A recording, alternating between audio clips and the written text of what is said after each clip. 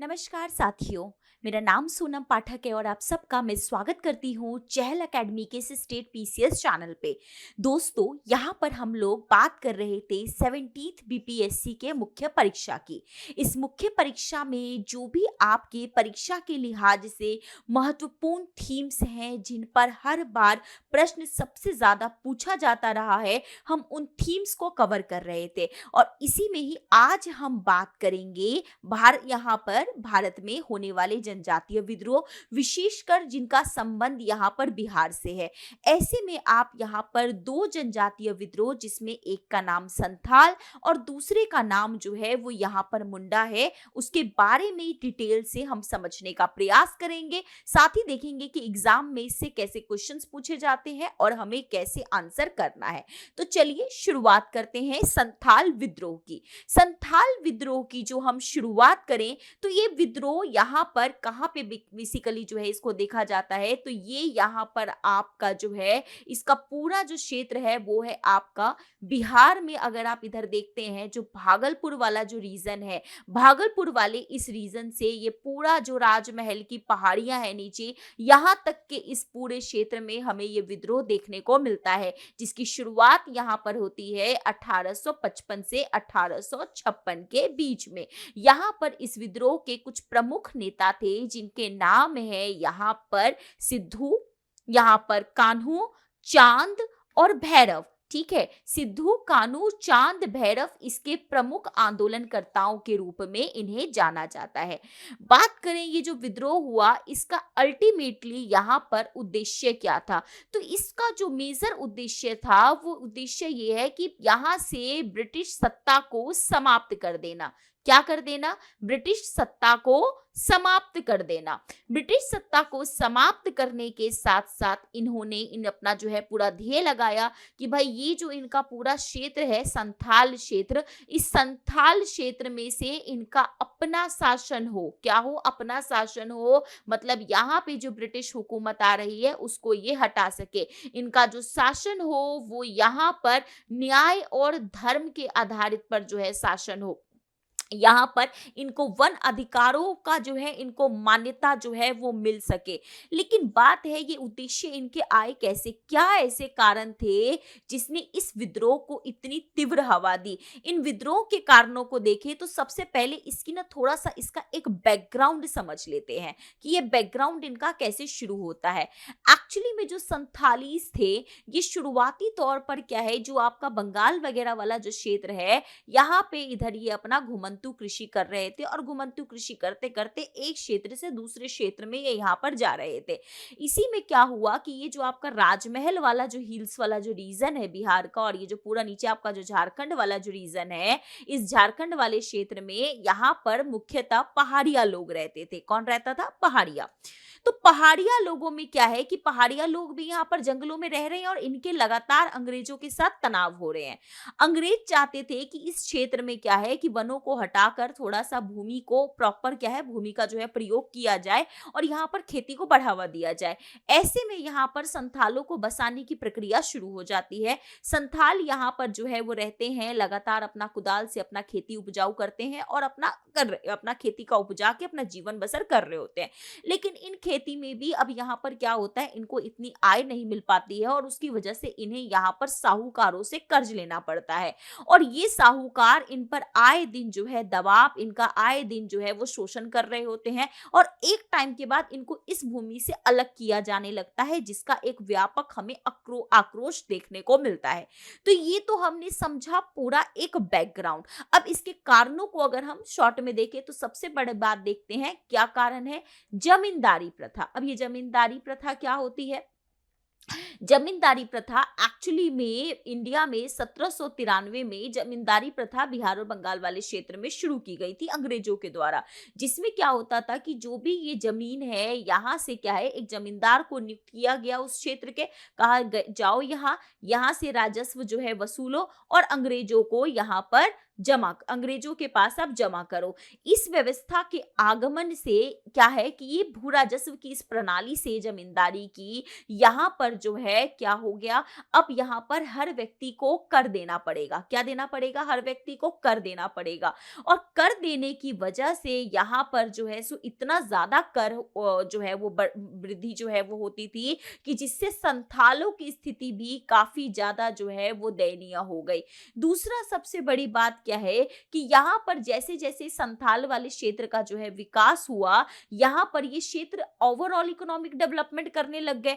अब यहाँ पे डेवलपमेंट इस तरीके से होने लगे कि बाहर से भी लोग आकर यहाँ बसने शुरू हो गए, जिसकी वजह से जो संथालों की जो आजीविका थी कहीं ना कहीं उस पर एक संकट हमें देखने को मिला। तो हम ये कह सकते हैं कि बाहरी लोगों का आगमन, इसीलिए जब यहाँ पर संथाल यहाँ पर जब अपना आंदोलन करते हैं तो वो यहाँ पर कहते हैं कि बाहरी लोगों को वो एक टर्म देते हैं दीकू। क्या टर्म देते हैं? दीकू। तो बाहरी लोगों के आगमन का उनके द्वारा विरोध किया जाता है। अन्य कारणों में अगर हम यहाँ पर देखें तो ये क्या होता है, ये साहूकार से बेचारे अपना कर्ज लेके अपना जीवन यापन कर रहे होते हैं, परंतु वो कर्ज जो होता है उस कर्ज का भार काफी ज्यादा बढ़ जाता है, जिसकी वजह से ये जो साहूकार है ये इनकी जमीनों पर कब्जा करने लग जाते हैं। इनके हाथ से जब इनकी जमीनें छिन जाती है, साथ ही इनके परिवार का शोषण होना शुरू होता है। खासकर यहाँ पर अगर हम देखते हैं कि इनकी महिलाएं जो हैं उनके साथ यौन शोषण जैसी घटनाएं भी देखने को मिलती है। और जब ये लोग बेचारे पुलिस से या न्यायालय से मदद की गुहार लगाते हैं तो वहां पर भी क्या है, साहूकारों का ही दबदबा रहता है, इनकी कोई बात नहीं सुनता। ये चीज कहीं ना कहीं उनके मन में एक आक्रोश को जन्म देती है। हम यहाँ पर अन्य कारणों की अगर हम यहाँ पर बात करें तो साहूकारों का ये व्यवहार उनके मन को और भी ज्यादा जो है इस विद्रोह की भावना से जो है भर देता है। साहूकारों का व्यवहार बहुत ज्यादा जो है वो शोषणीय होता है। इसके अलावा इनके कुछ पॉलिटिकल फैक्टर्स भी होते हैं, राजनीतिक कारक कैसे कि ये जो संथाल होते हैं ना बच्चा, इनकी ना अपनी एक पंचायत होती है। इस पंचायत सिस्टम को परहा पंचायत के नाम से जाना जाता था। किसके नाम से? परहा पंचायत के नाम से। जो क्या करते थे, ये जो परहा होते थे ये संथालों के हितों की रक्षा करते थे। ठीक है, संथालों के जो भी कंसर्न्स होते थे, जो भी उनके मुद्दे, उन मुद्दों की यहाँ पर परहा के द्वारा जो है इनको देखा जाता था। और यही यहाँ पर क्या होता था, अब ये संथाल भी अपना जितना राजस्व वगैरह अपना परहा को दिया, लेकिन जब नया समीकरण बदला, जब भू राजस्व की नई प्रणाली आई, जब यहाँ पर अंग्रेजों के द्वारा एक नया सिस्टम इमर्ज हुआ तो ये व्यवस्था भी खतरे में हो गई। अब ऐसे में संथालों की मांग थी कि जो पुरानी व्यवस्था है वो पुरानी व्यवस्था फिर से बहाल होनी चाहिए। पुरानी व्यवस्था की बहाली की इनके द्वारा मांग की जा रही थी। तो ये भी एक कारण बना। अन्य कारणों में हम देखें तो धार्मिक और सामाजिक कारण के रूप में क्या कारण रहे? धार्मिक और सामाजिक कारण में हम ये देखते हैं कि ये जो बेसिकली क्या है, संथाल है, ये धार्मिक तौर पर पूर्णतः स्वतंत्र थे। इनका अपने ही समुदाय से ये एक पुरोहित चुनते थे, जो पुरोहित इनको इनके धर्म की आस्था के साथ जोड़ता था, इनके भगवान के साथ, इनके ठाकुर के साथ इनका जो है वो संबंध जोड़ता था। लेकिन इस दौरान क्या हुआ, जैसे अंग्रेजों का यहाँ पर सत्ता हो रहा है, यहाँ पर ईसाई मिशनरीज आ रहे हैं और ये ईसाई मिशनरीज जो है ये धार्मिक जो है धर्म परिवर्तन को कहीं ना कहीं बढ़ावा दे रहे हैं, जिसकी वजह से ये जो संथाल थे इनके अंदर अगेन एक गुस्सा जो है वो फूट रहा है। और इन सब से भी बढ़कर जो सबसे बड़ा तात्कालिक कारण हुआ, जो सबसे इंपॉर्टेंट फैक्टर जिसने इस पूरे अग्नि में घी डालने का काम किया, वो ये था कि क्या है कि पहले से ही संथाल साहूकार से बहुत गुस्सा है। क्या है? पहले से ही क्रोधित है। ऐसे में क्या हुआ, यहाँ पर एक कांड हो गया जिसको कहा जाता है दरोगा हत्याकांड। ठीक है, क्या कहा जाता है? दरोगा हत्याकांड कहा जाता है। इसमें क्या हुआ कि एक चोरी हुई थी, ठीक है, और उस चोरी में साहूकार ने संथालों को गिरफ्तार करवा दिया। अब जब संथाल गिरफ्तार हुए कुछ, तो उनके अंदर एक गुस्सा तो था ही कि यहाँ पर क्या है, हम तो बेगुनाह है फिर भी हमें गिरफ्तार करवाया जा रहा है। उन्होंने इस दरोगा की हत्या कर दी। अब जब हत्या कर दी तो ये आंदोलन बहुत तीव्र गति से आगे बढ़ गया।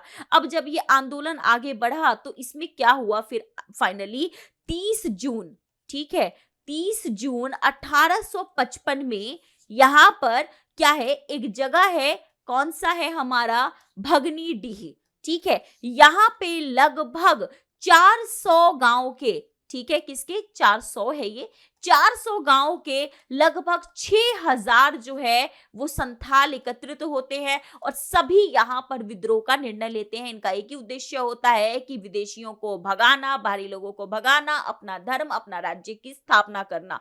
ये जो 6000 यहाँ पर लगभग जो है यहाँ पे संथाल ये एकत्रित हुए थे, ये 6000 से देखते देखते जनसंख्या 60,000 तक पहुंच गई। और इन्होंने क्या किया, यहाँ पर जितना भी ये साहूकार के इनके पास पर्चे थे जिसमें कर्ज की राशि लिखी हुई थी, जाके साहूकार के घर में घुसे और इन्होंने क्या किया, उन पर्चों को जला दिया, ठीक है। यहाँ पर जो है पुलिस स्टेशन, रेलवे, ये सारी चीजों को है उन्होंने बिल्कुल जो है सो यहाँ पर सबको जो है वो उन्होंने क्या किया, सबको कुचलने का जो है वो प्रयास किया।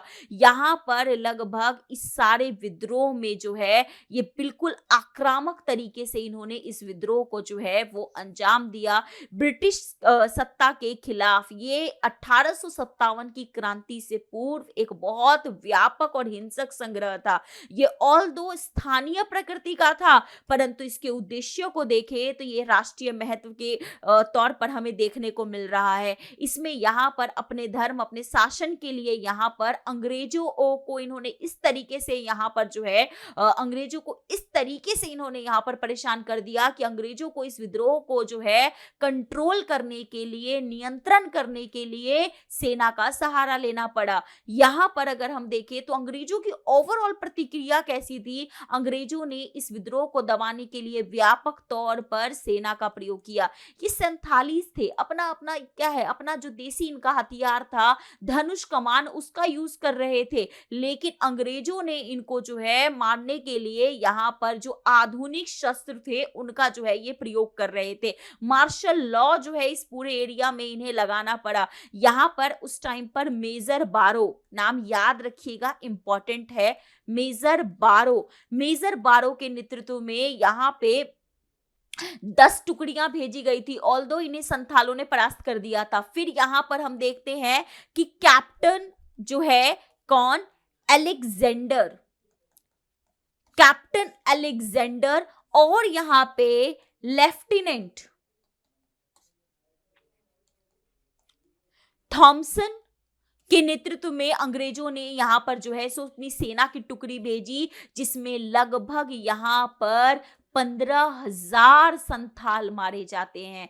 15,000 संथाल मरने के बाद यहाँ पे कहीं ना कहीं विद्रोह तो ये शांत हो जाता है, लेकिन ये एक बहुत बड़ा व्यापक जो है वो यहाँ पर 15,000 संथालों की इसमें मृत्यु हो जाती है, जिसमें सिद्धू कान्हू जो है इनकी भी डेथ हो जाती है। और उसके बाद यहाँ पर क्या होता है, जो ब्रिटिश गवर्नमेंट होती है वो इस पूरे क्षेत्र में शासन के लिए इस पूरे एरिया को संथाल परगना क्षेत्र जो है वो घोषित कर देती है, संथाल परगना जिले का गठन करती है। संथाल परगना जिले गठन के बाद यहाँ पर जो है सो एक रेगुलेशंस इसके लिए पर्टिकुलर बनाया जाता है, जिसे संथाल परगना जो है वो टेनेंसी एक्ट कहा जाता है। क्या कहा जाता है यहाँ पे, संथाल परगना, एक minute, Santhal Pargana tenancy act जो है वो बनाया जाता है। इसके अलावा इनका जो पुराना सिस्टम था मांझी व्यवस्था का, उसको वापस जो है मांझी व्यवस्था का उसको जो है बहाल किया जाता है। और यहाँ पे संथालों को अपना जो है जो अपना पुरानी वो व्यवस्था है कि उनके धर्म में जो है वो हस्तक्षेप नहीं किया जाएगा, और इनका जो है इनको अपना शासन अपने हिसाब से करने की अनुमति दी जाती है। जो संथाल की भूमि है, याद रखिएगा, जो संथाल भूमि है वो किसी भी गैर संथाली को नहीं बेचा जाएगा। इस तरीके का एक्ट, इस तरीके का प्रोविजन जो है वो आता है। तो ओवरऑल इसका अगर हम क्या मूल्यांकन करें तो ये मूल्यांकन करने में हमें ये देखता है कि कहीं ना कहीं इस विद्रोह ने, यह विद्रोह जो एक क्षेत्रीय प्रकृति का विद्रोह था, उसने यहाँ पर अपने जल, जंगल, जमीन के अधिकार के लिए जिस तरीके से आंदोलन जिस तरीके से चलाया गया, उसने कहीं न कहीं यहाँ पर जो है आगे चलकर यहाँ पर बाकी विद्रोह के लिए भी एक प्रेरणा का आधार बना। इस विद्रोह में हम देखते हैं कि चाहे ये यहाँ पर जो है अपना जो मूल लक्ष्य था कि ब्रिटिश को हम भगा देंगे, वो प्राप्त करने में चाहे असफल रहा हो, लेकिन फिर भी इसने काफ़ी सारे बदलावों को अंजाम दिया, जिसमें यहाँ पर हम देखते हैं इस विद्रोह ने कहीं न कहीं जनजातीय एकता को बढ़ावा दिया। क्या किया? जनजातीय एकता को बढ़ावा दिया, आगे आने वाले विद्रोह के लिए प्रेरणा का काम किया। इसने अंग्रेजी सरकारों से ये चीज़ सीखी कि अंग्रेजी सरकार किस तरीके से रियायत दे सकते हैं, तो आगे कैसे अपनी बात मनवानी है, जिससे भविष्य में आगे चलकर जो है वो जनजातीय भागीदारी को यहाँ पे इससे काफ़ी बढ़ावा जो है मिला है। तो ओवरऑल अगर हम इसके महत्व को समझे, तो महत्व भी यही है कि भाई इसका जो महत्व है कि आज कहीं न कहीं जब यहाँ पे जनजातीय यहाँ पर जब संथाल परगना टेनेंसी एक्ट जो लागू हुआ, उसने कहीं न कहीं जनजातियों के आर्थिक हितों की रक्षा की। क्या किया इसने?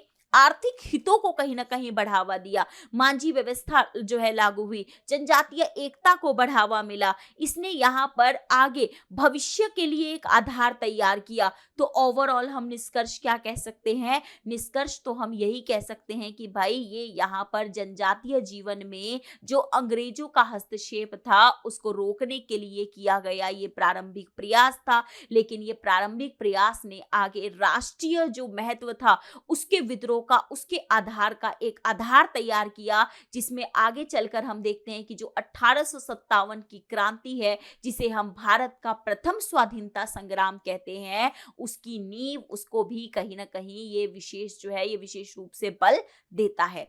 तो ये हमने समझा किसके बारे में? संथाल जो है विद्रोह के बारे में। तो संथाल विद्रोह की प्रकृति, इसका प्रभाव, इस पे आप लिखिएगा। संथाल विद्रोह की विशेषताएं बताएं। ठीक है, ट्राई कीजिएगा लिखने का। अब नेक्स्ट चलते हैं मुंडा विद्रोह पे। किस पे? मुंडा विद्रोह। मुंडा विद्रोह बिहार के यहाँ पर इस दौरान सबसे सशक्त विद्रोहों में से एक है, जिसकी शुरुआत होती है 1895 से 1900 के बीच में। जी हाँ, ये आपका बिहार का अभी आज तो खैर ये वाला रीजन जो है इधर वाला, ये आपका झारखंड में पड़ रहा है। झारखंड का, जिसे हम यहाँ पे छोटा नागपुर वाला जो क्षेत्र हम बोलते हैं, जो रांची और सिंहभूम जिला है झारखंड का, लेकिन तत्कालीन तौर पर यह उस समय बिहार का अंग था। उस क्षेत्र में इस आंदोलन की शुरुआत होती है। इस विद्रोह को हम यहाँ पर जो है उलगुलान के नाम से भी जानते हैं। किसके नाम से जानते हैं? उलगुलान। ठीक है, उलगुलान विद्रोह के नाम से भी जाना जाता है, जिसके प्रमुख जो यहाँ पे आंदोलन करता है वो है बिरसा मुंडा। कौन है? बिरसा मुंडा। इनके द्वारा ये आंदोलन की शुरुआत होती है।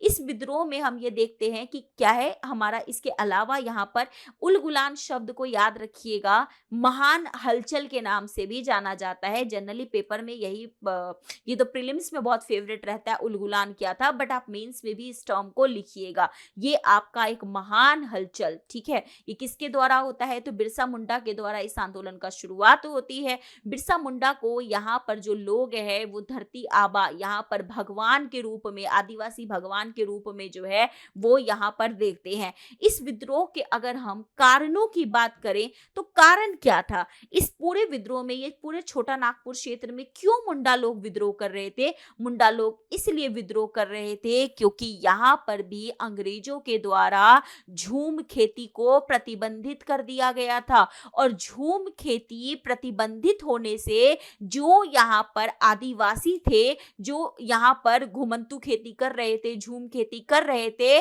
उनके कहीं ना कहीं परंपरागत जो उनके अधिकार हैं, उन अधिकारों का यहाँ पर उल्लंघन हो रहा है। जो आदिवासी जो यहाँ पर प्रकृति के साथ जुड़े हुए हैं, कहीं न कहीं उनसे ये अधिकार, उनके प्रकृति प्रेमी होने का वो अधिकार छीना जा रहा था, जिसकी वजह से वो उनके में यहाँ पर एक विरोध देखने को मिलता है।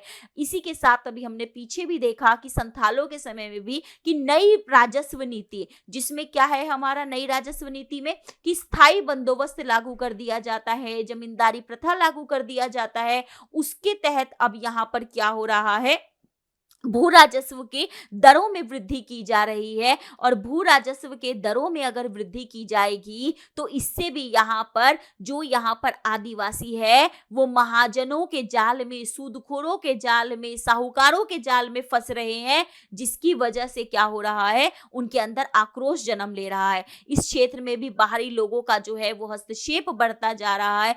इसके अलावा यहाँ पर बेगारी प्रथा शुरू हो रही है, क्योंकि यहाँ पर जब भागलपुर वगैरह में जब रेलवे वगैरह का निर्माण जब किया जाएगा तो यहाँ पर आदिवासियों से मजदूरी तो करा ली जाएगी, लेकिन उन्हें मजदूरी नहीं दी जाएगी ढंग से। बेगारी प्रथा जो है वो चल रही है, और धर्म का तो ऑब्वियसली एक कारण है कि यहाँ पर क्या हो रहा है, ईसाई धर्म का जो है कन्वर्जन चल रहा है, जिससे लोगों में अपना जो जिस ईश्वर को वो मान रहे हैं यहाँ पर, वो कहीं ना कहीं उनको लग रहा है कि उनकी धार्मिक मान्यताओं पे कुठाराघात करने की कोशिश की जा रही है, जिसकी वजह से ये विद्रोह हमें देखने को मिलता है। तो इस विद्रोह में यहाँ पर इसका क्या है, ये विद्रोह भी हमारा हम देखते हैं कि हिंसक प्रकृति का है, परंतु यहाँ पर इसके विद्रोह होता क्यों है, इसके क्या मेजर ऑब्जेक्टिव्स है, क्यों ये किया जा रहा है, कारण को तो हमने समझ लिया। यहाँ पर सबसे बड़ा यही उद्देश्य है कि भाई जो ईसाई मिशनरीज जो इस एरिया में आ रहे हैं, उनको कहीं ना कहीं ब्रिटिश राज को कहीं ना कहीं यहाँ से जो है हटाना। यहाँ पर ने कि लाइन बोलते हैं,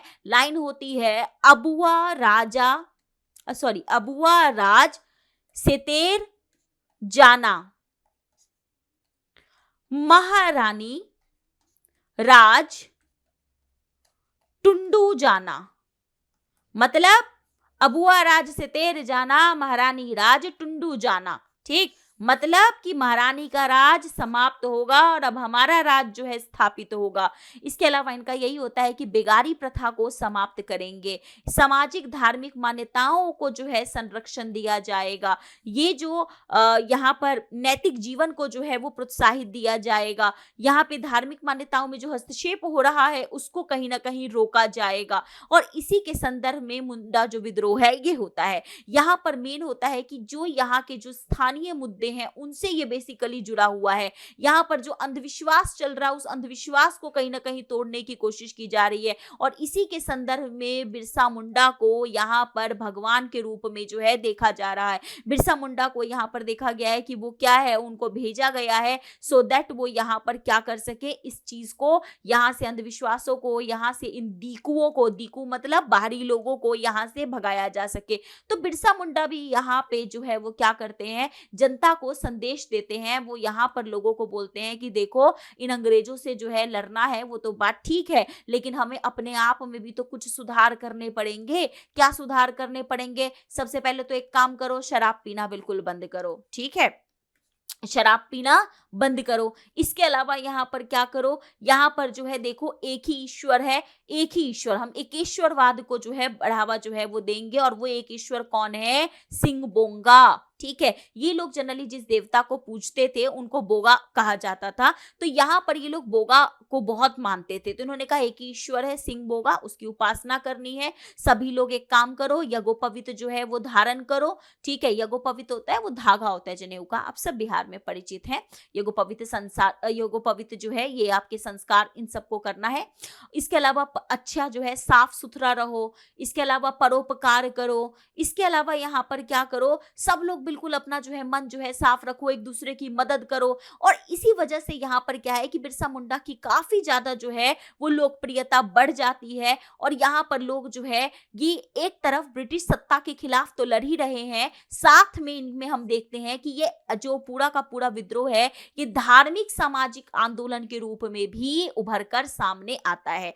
तो इस विद्रोह का ओवरऑल परिणाम क्या हुआ? परिणाम ये हुआ कि कहीं ना कहीं हम जनजातीय जो समाज है हमारा, उस समाज में हमें सुधार देखने को मिलता है। जनजातीय समाज में सुधार देखने को मिलता है। यहाँ पर इनकी एक व्यवस्था थी, अगेन खेती की और सारी चीजों की, जिसको कहा जाता था खुट कुट्टी व्यवस्था, ये कहीं फिर से बहाल किया जाता है।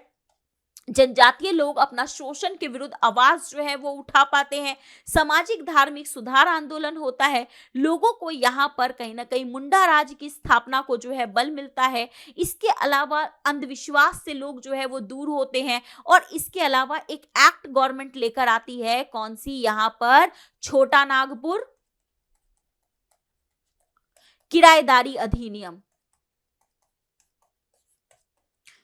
1908, जिससे यहाँ पर जो मुंडा लोग हैं इनको अपने जमीनों पर अधिकार सुनिश्चित जो है वो हो पाता है। तो ओवरऑल हम इस निष्कर्ष को देखें तो कहीं ना कहीं बिरसा मुंडा के नेतृत्व में यहाँ पर जो है जनजातीय समुदाय में एक सुधार और साथ में उन्हें मुक्त कराने का ये एक बड़ा अच्छा प्रयास जो है देखा जा सकता था। यह विद्रोह न केवल ब्रिटिश के खिलाफ रहा, अपितु सामाजिक धार्मिक सुधार आंदोलनों को भी इससे जो है बल मिला।